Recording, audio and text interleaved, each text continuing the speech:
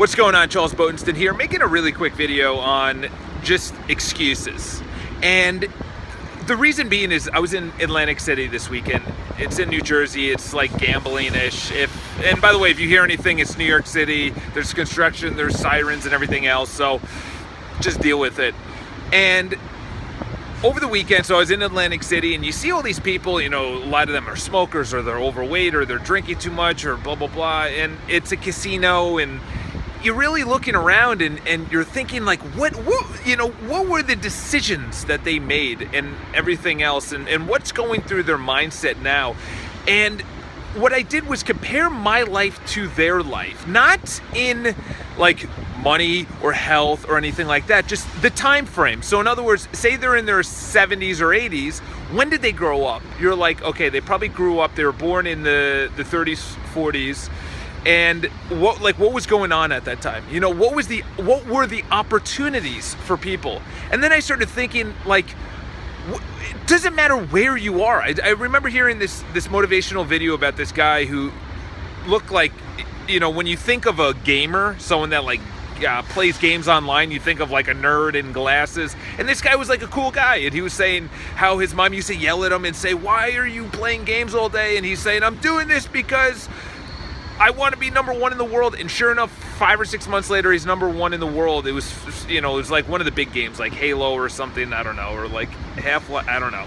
And I started thinking about it, like, what opportunity this guy had to be number one in the world.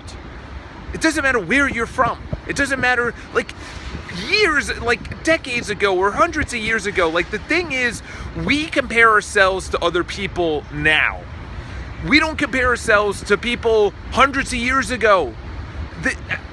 Just the famine and the disease and the food and the water and the living and electricity and AC and even the clothing is, we can choose the clothing, the type of clothing. Like, we're gonna wear a thick jacket because it's cold out. Back in the day, they only had a certain type of material and fabric. If they wanted to go somewhere, it was on a horse and buggy with no roads.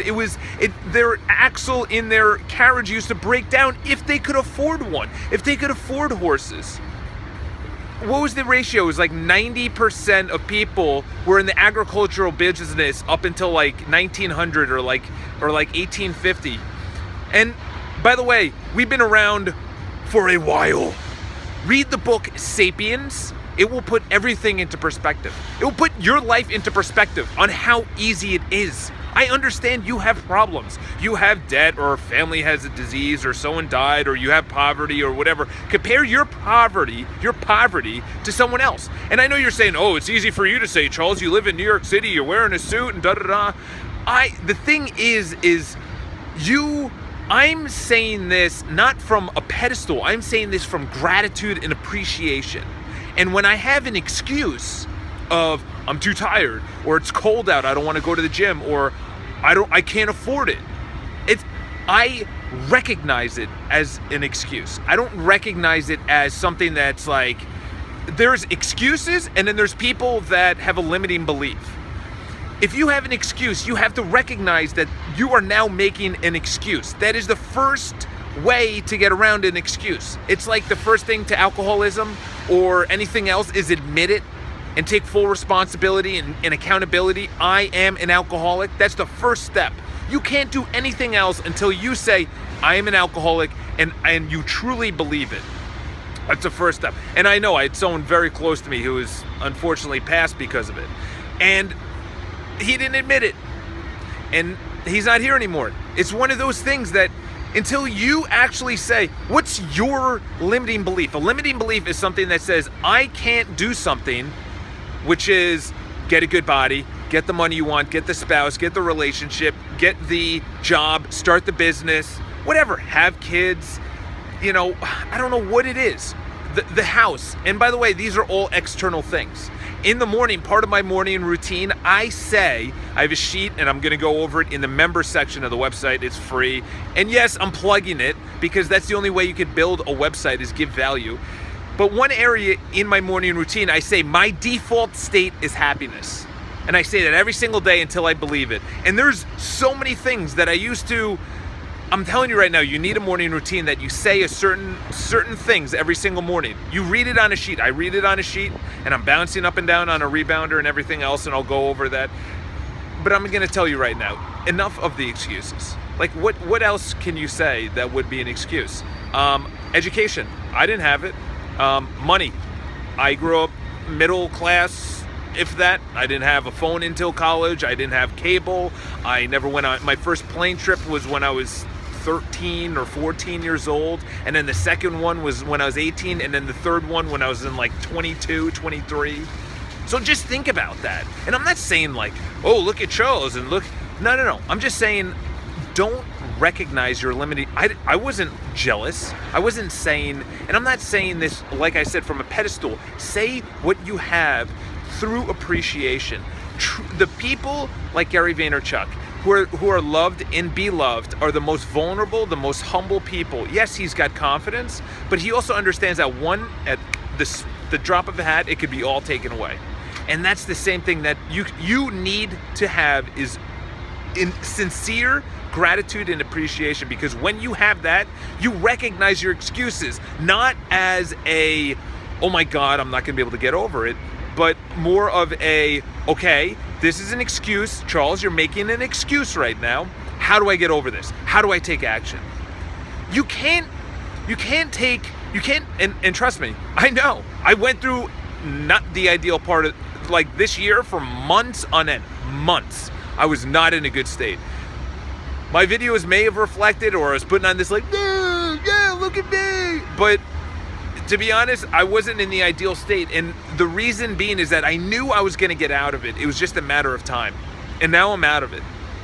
And I walk around with an air of, let's create, let's build. And how did I find that? That's for another video, because I did go down, but I also recognized I was making excuses. I'll tell you my excuses. My excuses were, I didn't have everything for my business. So when you create a business, you say you need the website, and you need the leads, and you need blah, blah, blah. And you don't have the social media following, or you don't have the money, or you don't have the office space, or you don't have the people helping you. There's tons of excuses when you're starting a business and you're keeping a business afloat and growing.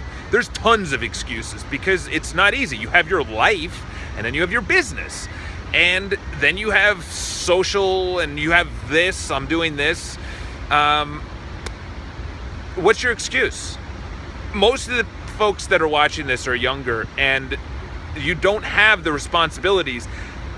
The amazing thing is that you can recognize your excuse for the smaller things of making the team and studying and going to the right college, because to be honest, it doesn't fucking matter. Doesn't matter. Because life, once you graduate college, your parents or whoever's raising you is going to be like, good luck, find your passion. And then it's a slow death until you recognize that growing and just continuous growth and continuous positivity, that something better is going to happen. But the thing is, you have to recognize your limiting beliefs and your excuses. You have to recognize them as just that.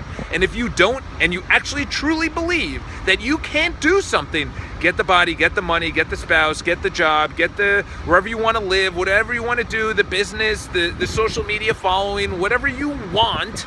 And by the way, don't put any happiness on it.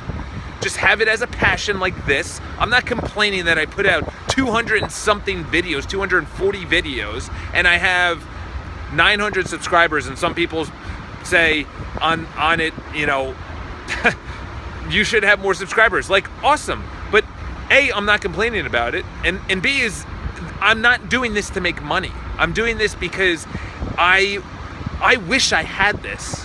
I wish I had someone start from their early or their late 20s. The early 20s. I wish I started this from my early 20s. I didn't have the cojones to start it.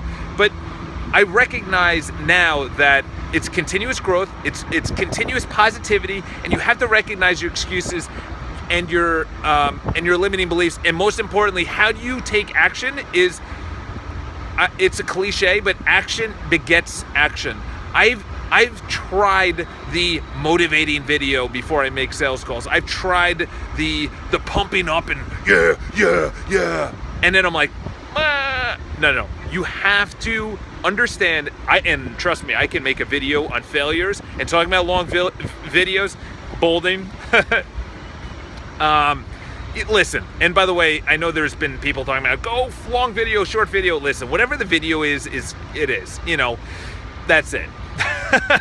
That's what it's gonna be. So enjoy your day. Have an awesome day. My hair is a mess, and listen, subscribe, share the videos, and I honestly hope everyone the best in life. Recognize your limiting beliefs and recognize your excuses as just that. Take full accountability and responsibility. Have an awesome day. Subscribe to the video, share the video. Let's make this channel awesome. Talk to you soon.